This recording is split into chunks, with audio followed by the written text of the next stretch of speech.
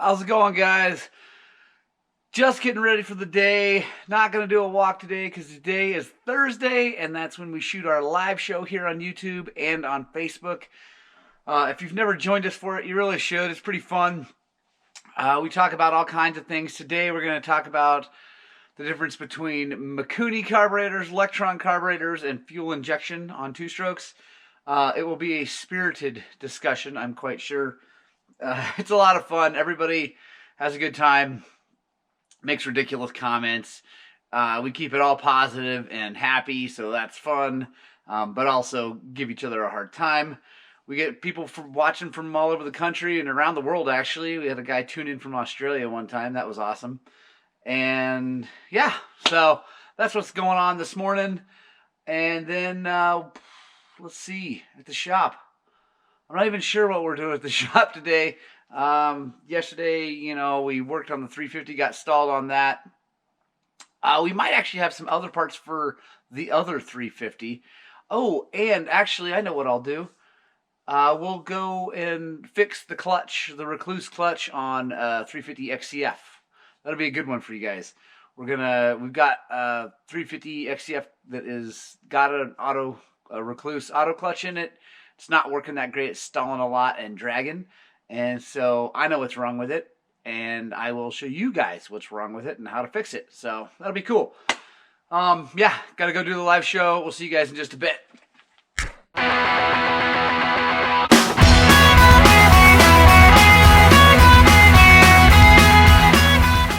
Ha-ha! Mail time, mail time. Let's see what's in here. I don't think it's parts or anything like that, but I think it's actually still pretty exciting if you're a shop owner.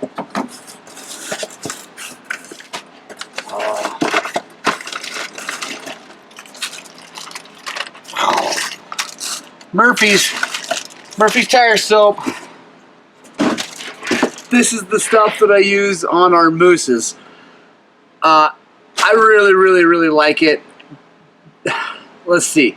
Let me start with the drawback. So the one drawback of this, really the only one that I can think of, is that if you're riding in a lot of wet conditions and things like that, this stuff goes away. It's water soluble, so if you're riding like in and out of creeks and really wet, like back east, things like that, it's probably not good because the lube will go away from your moose and then you'll wear your moose out fast. But out here in the west where it's super dry, this stuff is awesome because it's relatively inexpensive, especially compared to the silicone-based stuff that they send with the mooses, and you can just like goop a ton of it on there. So I like it a lot. I think there's some other stuff out there that I'm going to try here pretty soon. I got to check that out, but I like the Murphys. I'll put a link in the description if you want to buy some on Amazon. It's awesome. It does lots and lots of tires, so pretty stoked. Hoping for some other cool shop supply stuff in with UPS. This came FedEx, so pretty stoked. More mail time.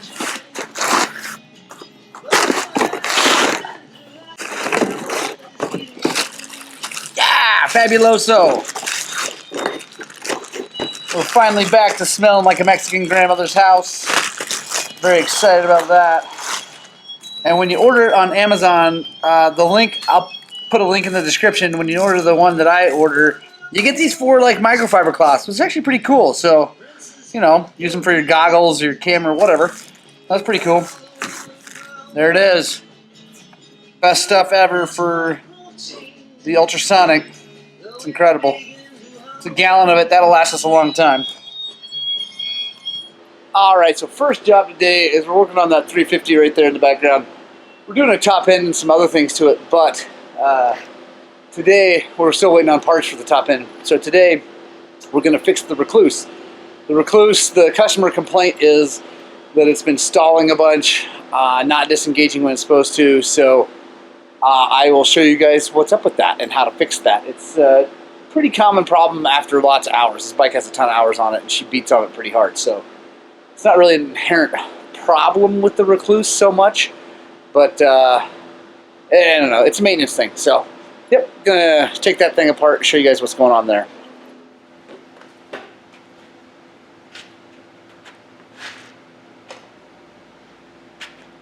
So honestly, one of the coolest things about fuel-injected motorcycles is that you can just do that. You don't have to turn the gas off. It's actually really, really nice. So, yep, let's take this Recluse out, and I'll show you what the problem is and how we fix it.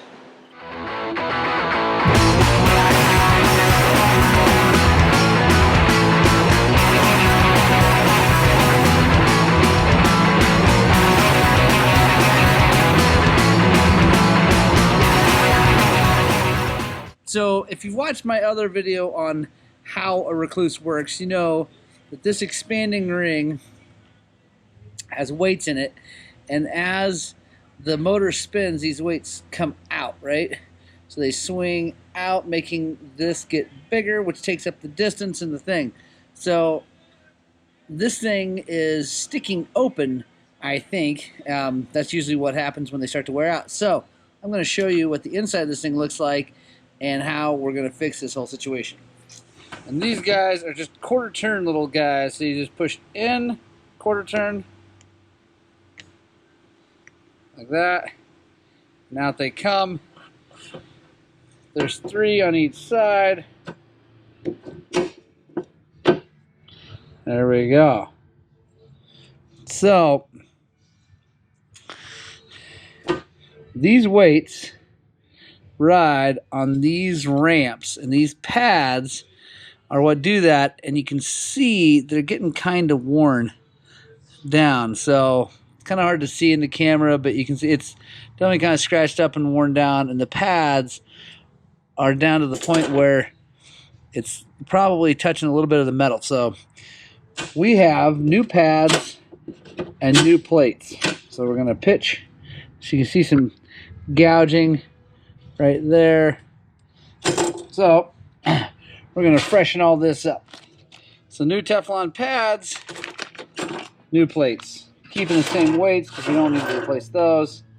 I'll show you the difference between new plates and old plates. See how nice and smooth those ramps are compared to those ramps. So that's all right. It happens. They get worn out. Things wear. Part of the deal. All right. Oh, look. That's missing a pad. See if any of the other ones are. Nice.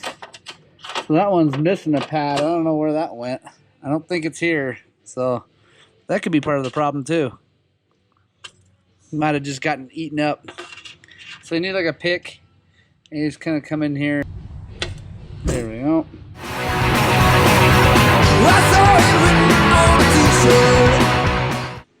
New pads. These things are super cheap. The whole kit to rebuild the whole thing is like 150 bucks. And you just start putting them back in. It's kind of a tedious process, to be honest. But all right, we got pads and all of them. They send you a few extra, which is kind of nice. But you want to go through, check, make sure they're not falling out. Like obviously that one did. I think probably never had pads in it.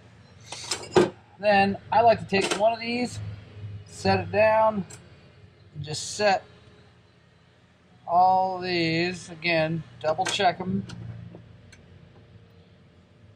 where there's, you know, set them down where they're supposed to go. I'm going to set them all the same way. So they got a number on one side, and that's a weight.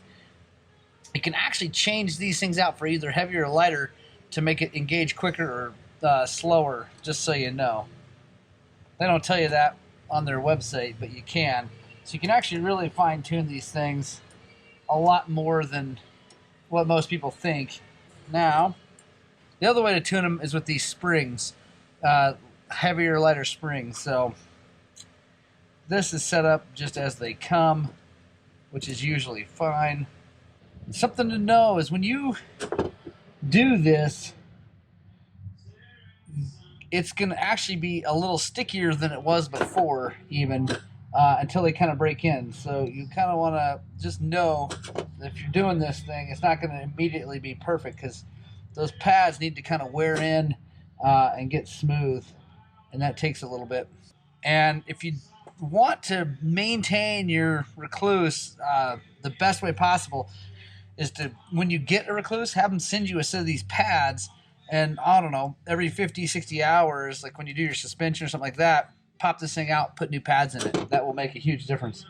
So you can see it's kind of open a little bit around, and that will change as this thing breaks in. But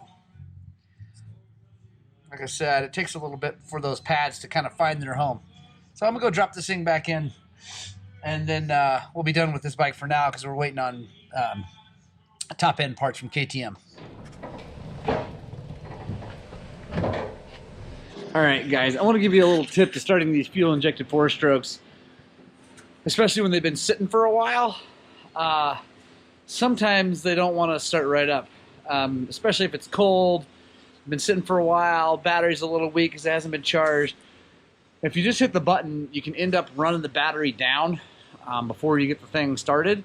So what I like to do is, I'm going to show you, take a look, watch that fuel injection like that. If I like, you're just going to bump the starter and see that run. I don't know if you could hear it, probably not because the fan's running on our heater, but you'll hear the fuel pump go, right? Because you just bump the throttle and bump the starter. And it's funny, it's actually not because of the starter button or anything like that. It's actually the crank position sensor that reads that the crank is moving, fires the fuel pump. But if you don't like hold it down, it just runs it and pressurizes everything, right? And then if you want to do it again, sometimes I do it again because like guys turn these things into and girls into snow bikes and things like that. So it's super cold. So you let it sit for a little bit, and actually there's a relay under the seat in the airbox that you'll hear it go click, turn off. You need to wait for that click. Then you can hit the button again, run, and then, ooh, still need to do it again, but hey, there we go.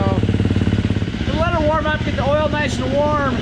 We'll rev it a bunch. Then I take it out, ride it a little bit, get those pads kind of pressed in and broken in, then set the adjustment on the Recluse, then we'll be good to go.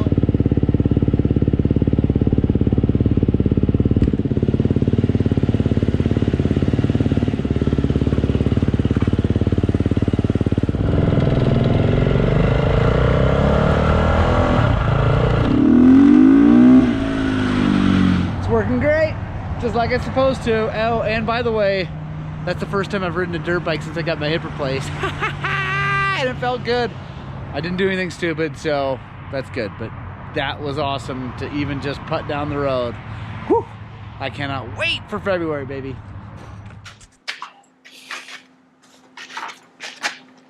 Oh, it's lunchtime. Making some coffee. Having some leftovers. And I thought this would be a great time to talk about something one of our customers and viewers was asking about. Good friend of ours, Dom Bobs, he sent me an email. You guys can too, and proof that I do answer them and think about them a lot. So if you want to, it's just Morgan at Highland-cycles.com. That'll be somewhere down here.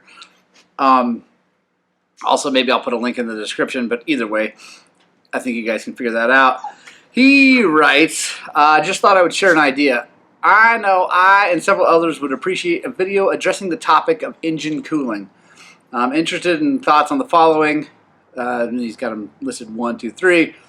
1, assuming a well-maintained bike and experienced A or B rider, are radiator fans necessary? We'll talk about that in a second. Number 2, does the type of radiator fluid matter? I.e., engine ice, motor egg, blah, blah, blah. And 3, do brief periods of overheating, for example, on an extreme slow climb, followed by immediately turning bike off and topping with hydration packs, really damage the bike? Question, good, Chris. Great question. And which bikes are more prone to overheating, 2-stroke versus 4-stroke, EFI, TPI, carbureted, blah, blah, blah, blah. Anyway, super nice thing. Says he watched our videos. Really appreciate it. So, those are phenomenal questions. And now the phone's ringing. So 1 second. I'll be right back. Okay. So, phone answered. Awesome. helped a guy out. He's looking for snow bike stuff, so that's awesome. Anyway, sorry about the delay. So let's get to Don's first question. Assuming a well-maintained bike and an experienced rider, A or B, are radiator fans necessary? I would say that I kind of fall into that category. I'm a A or B rider, depending on the day. My bikes are well-maintained, and I don't feel the need for a radiator fan at all on my 250 two-stroke because I don't ride hard enduro stuff. This question really depends on what you ride. Like if you ride motocross or supercross, definitely not.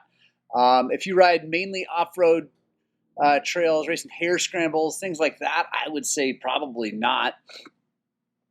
If you're riding hard enduro, just gnarly stuff, I would say absolutely. Because you're just not moving fast enough. I don't care who you are. I don't care if you're Cody Webb or Manuel Lettenbichler. You can't go fast enough in some of that stuff to keep the bike cool. So really depends on the riding. It depends on the bike too, which goes to Don's fourth question, which was which bikes are more prone to overheating, two-stroke versus four-stroke, EFI, TPI versus carburetors. So two-stroke, four-stroke, four-strokes are way more prone to overheating, period, whatever. Anyway, there's zero argument. I don't think anybody's going to say that that's not the case. Four-strokes just produce a lot more heat. EFI versus carbureted, that depends on how it's tuned. The initial TPIs and EFIs that came out were really lean. I would say the stuff that is made to be street legal from the factory is really lean, so that probably is going to overheat more often. 1 second. Highland Cycles is Morgan. And sales call. So the street legal stuff, for sure, the fuel injected ones are going to overheat more because they're going to be tuned to be lean to meet emission standards, and that's just going to make them hot, right? The initial TPIs were lean. Even though they weren't street legal out of the box, they were intended to be made street legal in Europe and things like that. So they were really lean and had problems for sure with overheating and the slow stuff. That's a lot easier to change on a carbureted bike. You can jet them up, put bigger jets on them and cool them off. The fuel injected stuff, depending on the brand you're running, it might be a little harder to tune the fuel injection to make it richer, but you can do it. So there's the answer to that. Number 2, does the type of radiator fluid matter, i.e. engine ice versus blah, blah, blah? Yes and no. So a lot of that stuff, the Motor X, engine ice, Silclean, I